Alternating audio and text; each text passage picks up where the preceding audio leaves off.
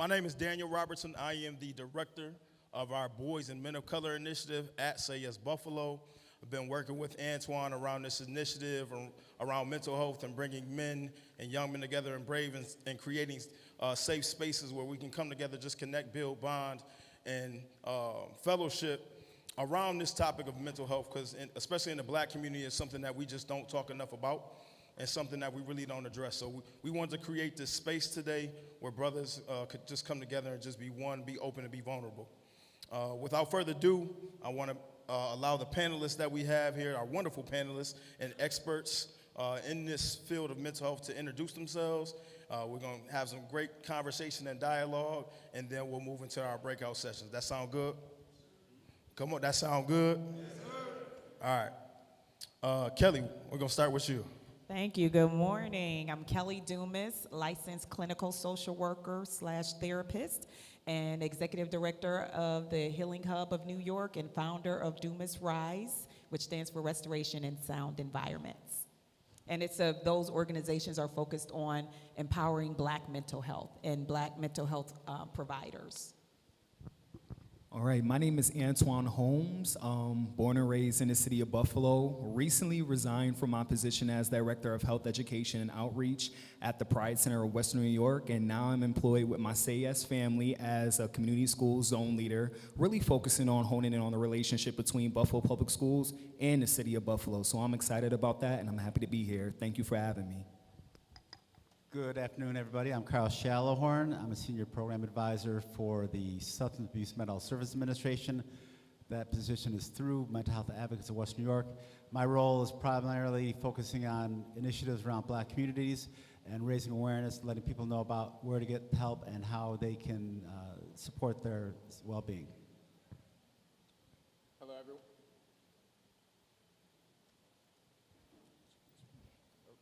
Hello. Hello, everyone. My name is Xavier Lamar. I currently a college student attending the University at Albany, but when I'm back here at Buffalo, I do a lot of work with breaking barriers, and I'm one of the youth members, a part of the organization.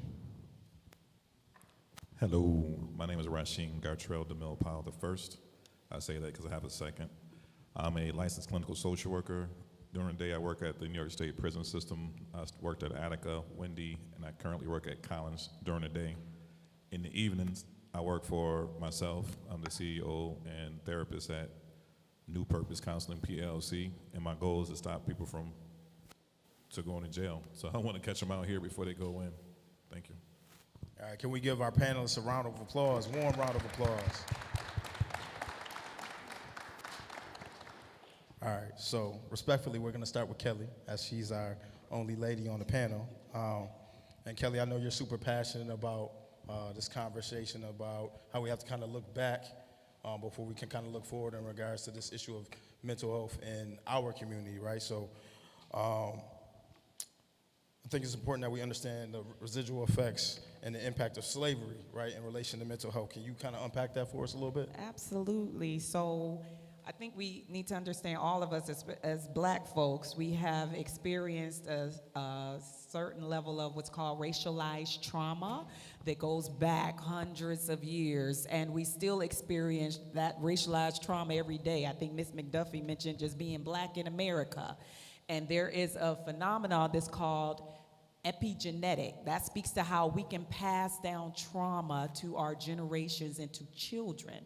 Because when we experience trauma, we learn how to react and to respond, and it shows up in our relationships, in our abilities to concentrate, to think. It's a natural adaptation that we start to develop, and we pass that genetically on. Same way as you can pass on genetic genes related to diabetes or other genetic dispositions. But the good thing about it is there's a cure.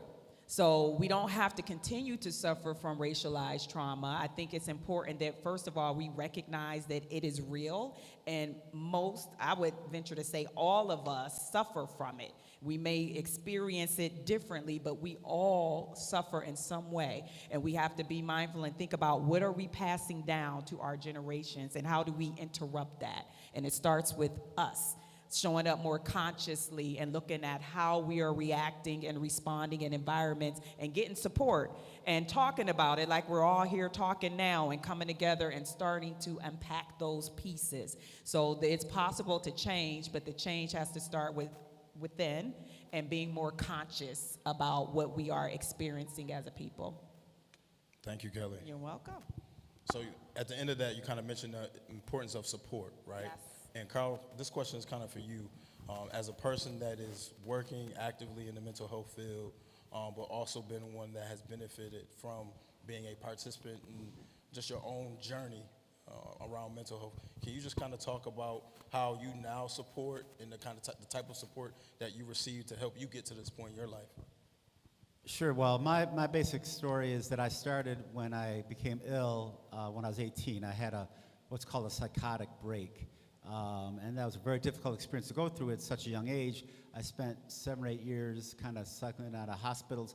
But what I came to learn through the experiences that I had to seek help. And at first it was tough because at that young age, I didn't want to get help. I didn't care. I was more involved with just having fun and doing things I shouldn't have been doing. But after a while, I realized if I wanted to have a life, I had to get the help that I needed. So I had to kind of, as we say, I'm a member of a 12-step program. Let me say that first of all. And what we say is I had to surrender, right? I had to surrender and accept the help that was there for me. So by doing that, I learned the benefit of realizing that there was help available if I was willing to seek it. Now, after a while, I became involved with the recovery program to the point where I wanted to reach out and help others, and so I became an addiction professional. I'm also a CASAC. And through that, I realized that by using my own lived experience, I can help others. Now, one thing that we know, too, is that there's value in what we call peer support, which is one lived experience helping another. And it's a movement that's really happening a lot in our communities that we realize the value of people with lived experience with mental health, behavioral health conditions, and addiction to help someone else who's dealing with the same thing. Like I walked in your shoes, right? If you've had that experience of walking in someone's shoes, you can help them. So I found that to be a great value. Thanks, Carl. Appreciate you sharing that. This next question, Antoine, is for you. And it's funny that you and I sat down. We had lunch yesterday, and we were having this conversation. And I didn't even know that you had started therapy, right? So I found that super interesting, and we've been connected for a long time. So can you talk about, as a young male of color, what even made you want to go into therapy and how it's helped you in your life to this point? That's a great question. I started therapy in August 2021, so that was actually when I began my master's program. And for me personally, the reason, the rationale behind me seeking out therapy is because I knew that I had a lot of childhood trauma that I needed to unpack. I know that I needed to do a lot of healing in order to just navigate the world as a black man, period. And I just wanted to set myself up with certain tools that I knew that other men around me didn't have yet, such as my father, like the men who were closest to me, and some of my other male counterparts who really just didn't understand and didn't have it. And I believe that it's very true when people say that there are things that women can't teach you as a man when you're navigating this road, especially a black man. And so seeking out therapy was the only option that I felt like will make sense for me at that point, because I needed an unbiased viewpoint. You know, it's so easy to pick up the phone and call your friends and call the people you close to, and you know, they just love you, they want to support you, so sometimes they'll tell you what you want to hear but not really what you need to hear. So when I started to seek out therapy and actually sat down with a clinician, which now it's been about 2 years and some change, I've never looked back. And I find myself in a lot of spaces these days like operating in ways that I never thought I would, you know, speaking in ways and reacting in ways that I never thought I would. You know, sometimes I would express myself through violence or yelling or whatever I thought would make the most sense at that time. But, you know, actually sitting down with a clinician and talking about like behavioral techniques, coping strategies, different mechanisms and things of that nature, it was eye-opening, and it set the foundation for me to walk into other rooms and assist other people, especially young people with doing the same. So for me, that's what it was. You know, the rationale behind that was me, number one, and then after everything unraveled, I started to think about everybody that I could help around me. I commend you for being brave, man, stepping into that space. Super proud of you too, man. Shane, my brother. Yes, sir. Male of color working in the mental health space and been doing it for a long time now. Can you just talk about the importance? And then I also want to tie in, have this conversation around the stigma that's attached to mental health, but being a black male that's working in the field, can you speak to the importance of that? Absolutely. When it comes down to being a black male clinician and working in a prison specifically, we have a questionnaire, and one part of our questionnaire is, have you ever been traumatized? And like 95% of people say, no, not me, nah. But after you listen to their story, they start saying things like, well, I was walking down the street, my best friend got shot in front of me. I said, that's trauma, bro. I didn't have food to eat, or we moved to a terrible neighborhood, a tough neighborhood. So those things, we have to identify that they are being traumatized. And if you do know that you're being traumatized, what do you do about it? Because most men told to, hey, be quiet, just suck it up. You a man, or you're from the hood, so it's okay. No. I mean, not like you want to go to a perfect stranger and tell them all your deepest, darkest secrets. You want to do it in a controlled fashion, like in the clinical setting or a trusted loved one. When it comes to the trauma responses, flight, or freeze. So when I'm working with men in particular, it's a fight, flight, or freeze. Where is this person at in his process? You know, what is his defense mechanisms? I mean, he might be yelling and screaming, angry at the top of his lungs, but we de-escalate that and get down to the meat. I mean, in my practice in the prison and out in the community, we're not working until you're crying, until you start showing tears and getting down to a vulnerable state. But how do you become vulnerable with somebody when we always have our guys up? We always checking each other out. So when it comes to trauma, it's big. I think that's one of the most underdiagnosed diagnoses. It's behind a lot. I mean, things like trauma, separation, you know, we're talking about, I'm looking at you because you're shaking your head, yes, but separation. So a little kid watches parents separate. Now, somewhere in his brain, he might think it's his fault. He still believes in Easter bunnies and stuff. So that goes on throughout years. When I'm talking to folks, I try to find that pivotal point in their life. Like, if we go back and like peel back, we talk about childhood trauma. Where's this childhood trauma at? And that thought that comes along with it, and the behaviors that you tell yourself with that. So we try to unpack all that to process through that trauma. But it's absolutely okay to have a conversation. And I found, this is me, I'm gonna be quiet after this. I found after the pandemic, it was like less of a stigma after the pandemic, because before, mental health was like persistently mentally ill people, folks with schizophrenia, bipolar. So everybody thought if you talked to someone, you had some severe mental illness. But once the anxiety and everything that came along with the pandemic, people started talking. People started talking about mental health matters. People started having conversations. Regular people started calling the clinic saying, hey, I want to have a conversation because I'm stressed about just everyday life. So you can unpack some things and not be what people call, quote unquote, seriously, persistently mentally ill. It's regular people that need to talk about life. Come on, Power. All right, you bringing it right there. You mentioned stress and anxiety, right? And stress and anxiety, especially in the black community, those things, especially stress kills, right? And I don't think we spend enough time really addressing the stress in our lives. And I know I'm no professional in this space, right? That's why y'all up here to talk about it, because there's good stress and bad stress, right? So for my professionals up here, can you talk about the importance of the relationship between the good stress, bad stress, and why it's so important that we do things to reduce our stress levels?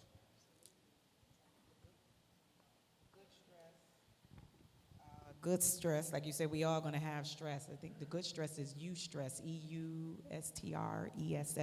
That's healthy. We're all gonna have a certain level of that. But I think really acknowledging and knowing when we get to a point of stress where it's interfering with our ability to operate day to day, not being able to really rest, interfering with relationships, communication, interfering with work. So just not being able to function, that's when you're venturing over to unhealthy stress, and that's when you need to really look at managing it. And sometimes it's difficult to recognize it in ourselves, but loved ones around you may say, oh, you've been short or you sharp, and so when you see that, because stress kills, that's doing something internally. So sometimes it's really about identifying and having in your toolbox, what are some de-stressors you can have? Many of us, for me, I love to sing. And when I'm stressed, I will sing. I like to listen to music. You can go for a walk. You can talk to a friend. And sometimes we need to have a conversation with someone of a professional level. But thinking about those things that will help us de-stress, because we all will have stress and need to kind of, and if you don't de-stress, you're just going to compound until it really gets to a level where it's really dangerous. Heart attack, stroke, acting out, so you don't want it to get to that level. And just to break it down a little bit more, you're talking about heart attacks and strokes. Basically, when we're under stress, our body and our brain releases a hormone called cortisol. And when cortisol is released, it basically triggers possible health-related events, heart attacks, strokes, cancer, diabetes, not to mention the mental and emotional effects. Because people oftentimes think of stress as being something all up here. It manifests in our bodies, and we hold it. And so if you don't have a way to let go of that stress, you walk around with it, and it's going to break you down after a while. And it's going to come out in unfortunate ways, not just mentally, emotionally, but physically. Sure, you want to add to that? I think they did an outstanding job. I just used some things like sensory deprivation, Steph Curry. Anybody know about Steph Curry? Hands up, hands up. Yeah. Straight shooter. Straight shooter. When I first started watching him, he gave me stress. He just throws the ball up. Like, what is he doing? But he decompresses himself in sensory deprivation, which is like flotation, like getting everything out, making everything quiet. So if you go to a quiet place, your meditative state, prayer, things of that nature, having a spiritual foundation, raise your vibration. I mean, stress is going to be there. Like Ms. Dumas said, that functional impairment, once you get to a place where you function impaired, you're already too far. You're already crashing to the wall. You want to catch it before you get to the point where you're screeching into a wall, stress-wise. All right, Xavier, I want to get you in here too.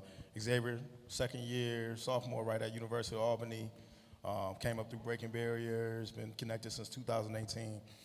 We got some young people in the space today, right? Y'all give it up for the young people that's in the room today, right? As a student that's traveled the path that some of the young people that are in the room are currently on, can you talk about some of the things that you do when, as a student, you balancing work, you balancing classes? He got 4.0, by the way, 2 Dean's List.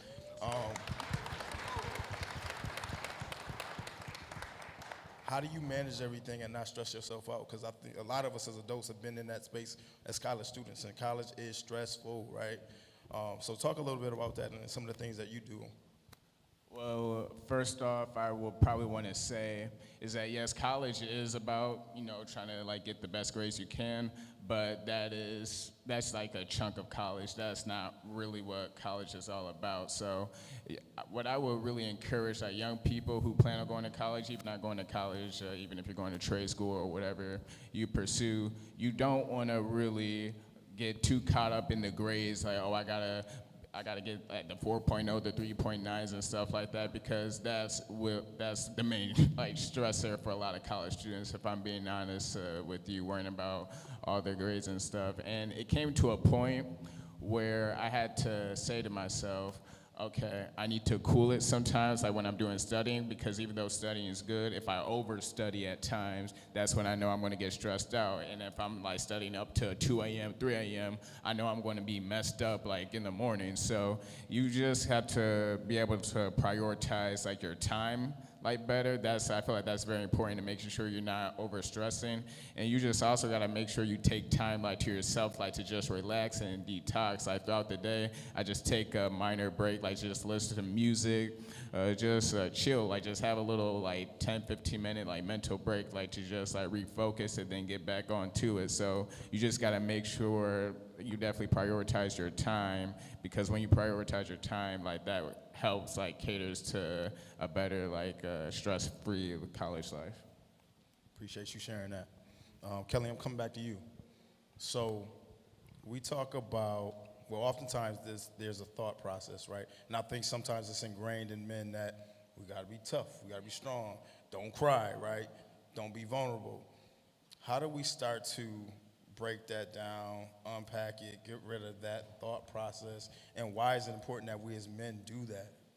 Absolutely. So I think one way we start is today, having these conversations, and I'm glad to see some of my black women, us in the space too, because we have to normalize vulnerability in our black men and message that it's okay, redefining what a strong black man, what a strong black woman really is. Do you know how much strength it takes to say, I'm not okay and I need help? That's a strong black man. So I think that when we start talking about it, normalizing that we all have mental health that we need to tend to, and us as black women also supporting and not holding or expecting our black men to be strong and tough and, you know, create that space where it's okay to cry. It's healthy to cry. That's how you get some toxins and stress out. It's okay to have those vulnerable conversations and start welcoming those spaces. That's where we have to start and continue there. So I think this is an excellent start, and I look forward to seeing more like this. It'll help. Kyle, Rasheen, your thoughts on that? I completely agree. When it comes down to what I was taught personally was never quit, never say die, just keep going. And it worked for football. It worked for a whole bunch of other stuff. Don't want to give up on the play, keep going. But when it came down to certain things in life, never quit, never say die, that's not real. What if something's hurting me? What if I just am in a situation that's not good? So I taught my son, there's an unless, you know, don't cry, don't give up, unless it's hurting you physically, unless it's hurting you psychiatrically, emotionally, unless. So there's some unlesses in there. And also, I do a crazy thing. I listen. You know, when I'm talking to my children or kid, I listen to them. Because a lot of times, adults, once we get here, we're like, oh, we know everything. But like you, listen. Hey, how was your day? What's really going on? One day my son came home. He wasn't moving right. Something was off. You know your kid, right? Something's like, what's going on? He said, oh, no, Dad, I'm cool. I'm all right. Like, what do you mean? What's going on? He said, well, you remember, his name was Khaled. You remember Khaled? Khaled passed away. I said, man, come here, bro. You know, he was going to try to process that stuff by himself because he's a man, I'm strong. No, let's go. That's not okay. You know, and make Khaled rest in heaven because he was a great kid. So, and so many times we just talk at children. You know, I work with families in the evenings, and that's some of the things, it's just miscommunication. Kids don't know what to say to their parents or think they don't understand because they old and all this. And a lot of times parents, like, they busy, life is stressing hard, and they don't want to hear what the kids have to say. They just give them a 70-inch TV and a video game and talk to you when your grades come out. You know, oh, you failed? Oh, no, process throughout, the whole way through, same thing. So, yeah, listen. And it's okay. You're talking about crying. Not like me, you're going to go in there and have a cry session. But if we know each other, we can be vulnerable. I'm going to call out Damone Smith. I was going through a difficult point in my life. And he invited me to everything. That's part of my fraternity over there. I'm an alpha. So he invited me to everything. I'm sad. I'm sucking the life out the room. It's one thing to read about depression, another thing to read about anxiety. I can pass all the tests. It's another thing to feel it. Right. And so now I'm sitting here, and he keeps inviting me, all the bros. They invite me to all this stuff. Then one day he said to me, he said, hey, you know, Sheen, we was worried about you, man. And so I'm listening to him. He said, but now I see you're okay. And as he's saying that, I started to cry. Yeah. Because the whole time, they were surrounding and getting around like this community.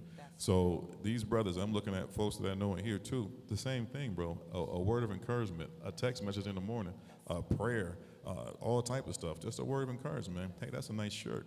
You never know what that person going through. That might be that moment in a day. I mean, we talk about, I just stopped. Yeah. Man, he was about to give y'all a sermon. Okay. All right. I have a question for y'all that I've been thinking about. How do you approach someone about seeking another level of care, right? When you guys work in this field, right? So you can kind of see things and have a thought process of what may be going on with a person, right? After maybe having a conversation with them. But what's the right approach to take when you're concerned about someone's mental health?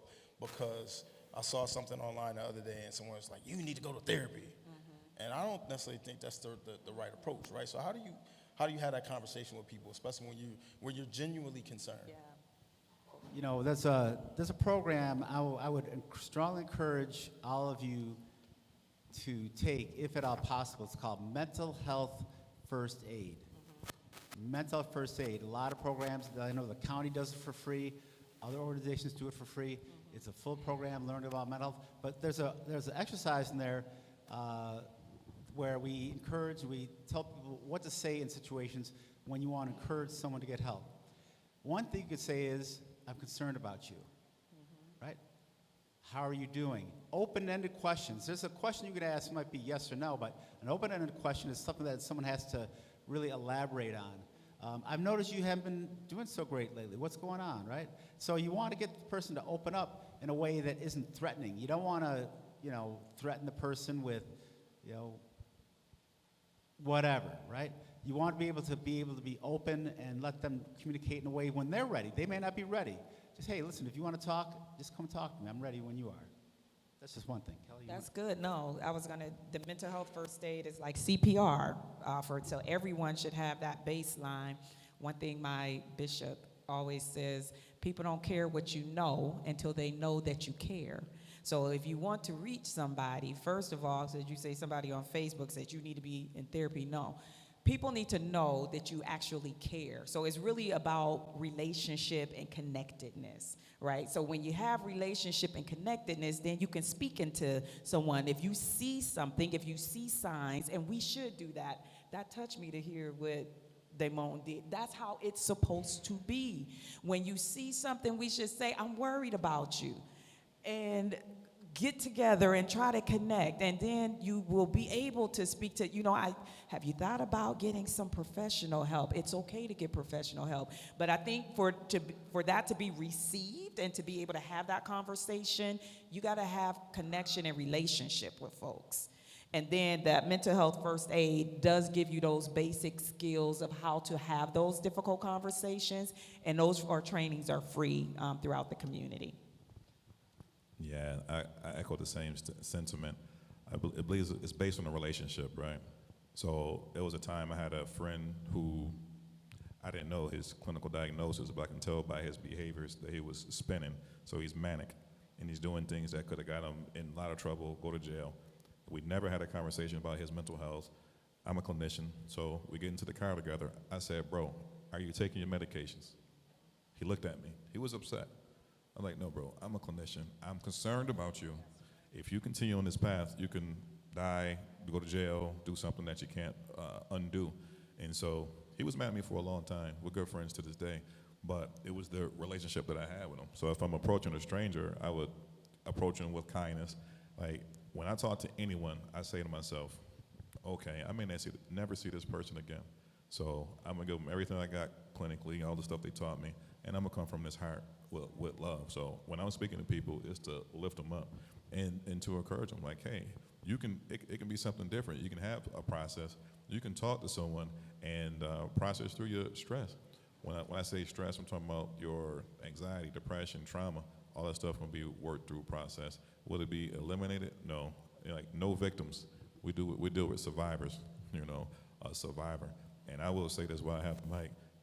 Some people, I'm going to say it this way. I don't think anyone in here will let any one of us talk to you like you talk to yourself. So some people are so hard on themselves. That's like a lot of the clinical work that I do. If something happened to them in their childhood, let's say childhood sexual abuse, well, I should have knew better. But you were 6, being manipulated by someone else, but the process of forgiving themselves is difficult, and we process through all that. Thank you. Thanks for that, Shane. We're getting close to time, but I want to make sure I ask this question while I'm in here, because I saw my mentor out the corner of my eye over there. So, Tommy, it's good to see you, man. I got to give you a shout out over there. For those of you that don't know, myself and Tommy have been working together for over the past 6 years over SAS, bringing up our Youth Leadership Council of Young Men. And we always talk about, with our young men, this anger that we see with a lot of young men. And I see Snug in the room, and y'all do a lot of work with young men that's out here in the streets, and y'all see certain things. And I see Chief Champion in the back there too, and law enforcement. So we know some of the things that our young men are dealing with, right? And anger tends to be an emotion that stems from some of those childhood traumas, right? But a lot of it too is dads not being involved in the lives of their young men, right? So when we talk about this anger that we see in young men, what is something that we can do, right, to kind of bring help bring young men into this space where they start to deal with that anger through addressing their kind of their mental health? Okay. When it comes down to angry black men, I used to say, no, I'm not angry, but I am. I'm an angry black man. My friend talked about what book I write. I would write Angry Black Man because I am angry. I'm hurt. My father wasn't there in my life like I wanted to be, at all. So some people out in the street helped me out with how to shake a man's hand and how to move and all that. But so what I do, I make a conscious effort to look young men in the eyes, have conversations with them. I'm never afraid of a man. How could you be afraid of the kids that you're working with? So if you're in a school setting and the teacher's afraid of a student, I can't believe this phone's going on. If you're afraid of the person in front of you, you're going to criminalize them. I took criminology classes back when I was in school, and they defined everybody in this room: your brow, your nose, your cheeks. I'm looking at, so I'm a criminal? No. So my Africanized features make me a criminal? Absolutely not.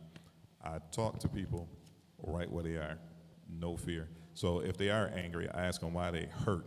You see that shift? I said, okay, you're upset. Why are you hurt? And they tell me, well, I'm hurt because, and we process through the hurt. Because anger is a secondary emotion. It's a recovery.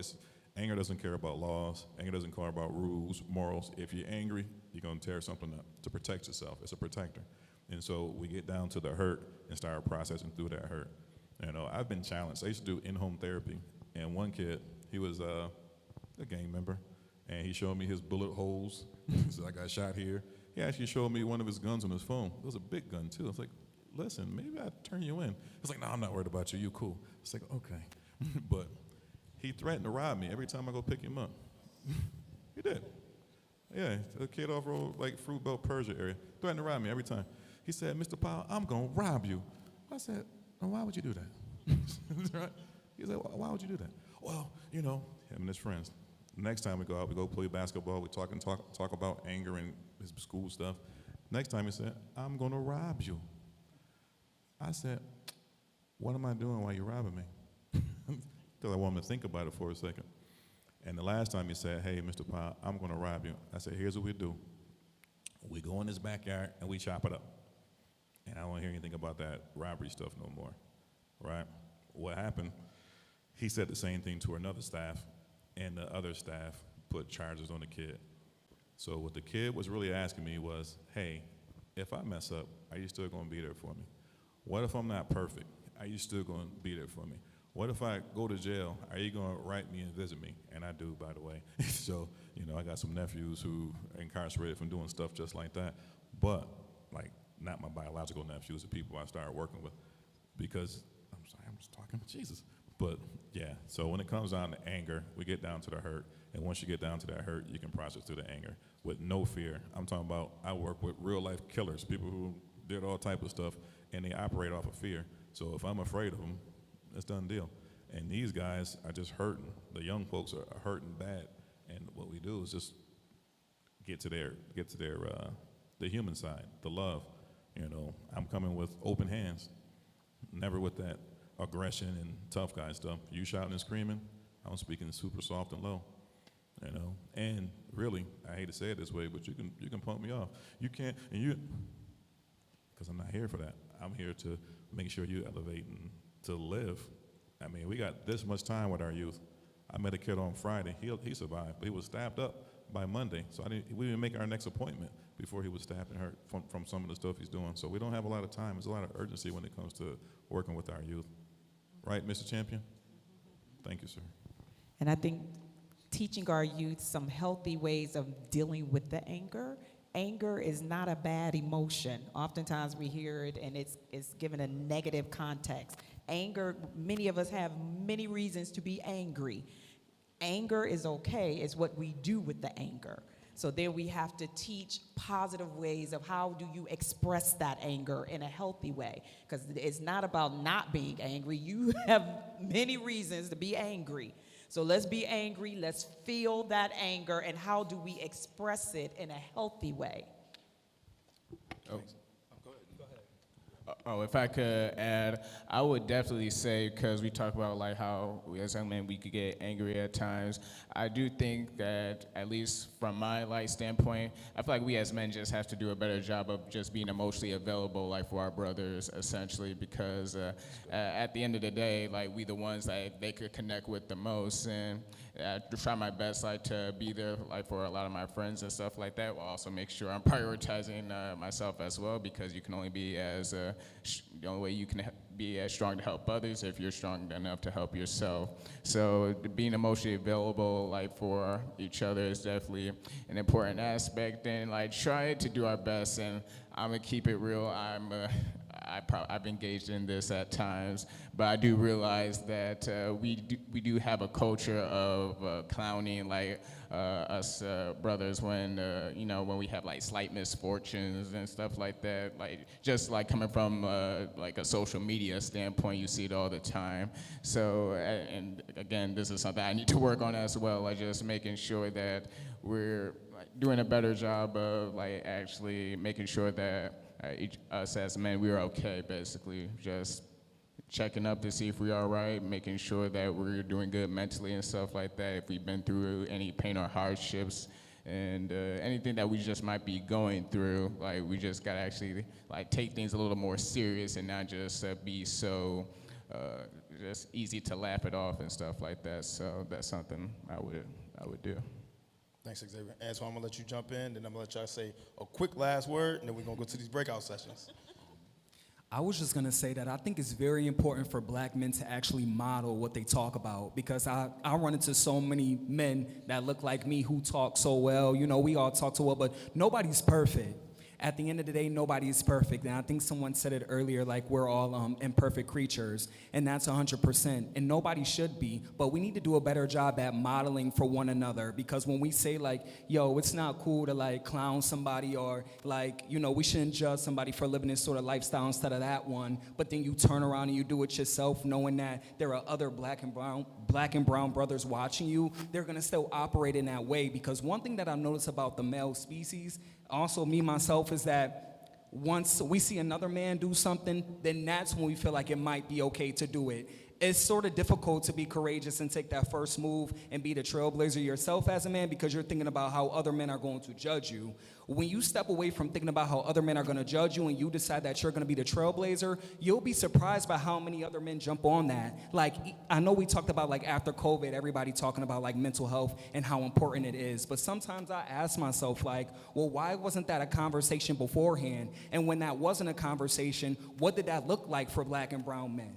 You know, does that tie in, because I work in public health, so does that tie into like crime rates and things of that nature? Like, when you put the pieces together, you know, like what are we really saying? So outside of just talking about it and spreading the message and awareness, actually living it. Not only talking about it in group forums, but actually doing it as an individual. Me personally, I have a god brother who's incarcerated, and I know that he would never ask any other man this just because of himself, and he still has to do work on himself. But when we talk on the phone, you know, as he's sitting in that cell, he says, bro, I can't wait to hug you. I just need a hug. I just need a hug. I'm tired of getting into fights in here. I'm tired of doing this. I'm tired of doing that. And I'm just like, well, you know, why are you fighting every day? Like, what's going on? He's just like, you know, I just got to show them because, like, they think I'm this and blah, blah, blah, blah, blah, blah, blah, blah, blah. It's always about, like, other people's perception and how you feel like you need to show up just because of how X, Y, and Z. Like, we have a big influence on one another. So that's why I think it's very important to model. It's more than just about talking about it. It's actually being about it and doing it in those little moments. It could just be a simple interaction between us instead of him just simply slapping me up like, Daniel will give me a hug. I know him since I was in high school. I'm now 24. So we still have the same interactions that we have to this day. And I'm not saying that Daniel was perfect, because I'm not. I don't think anybody else in this room is. But when you show up and you model certain characteristics and behaviors, it just encourages you to want to be a better man every single day. And I think that that's what we should do. Oh, all right.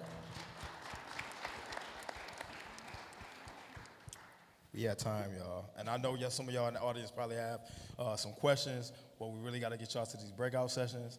I appreciate you all. Can we give our panelists a warm, big round of applause?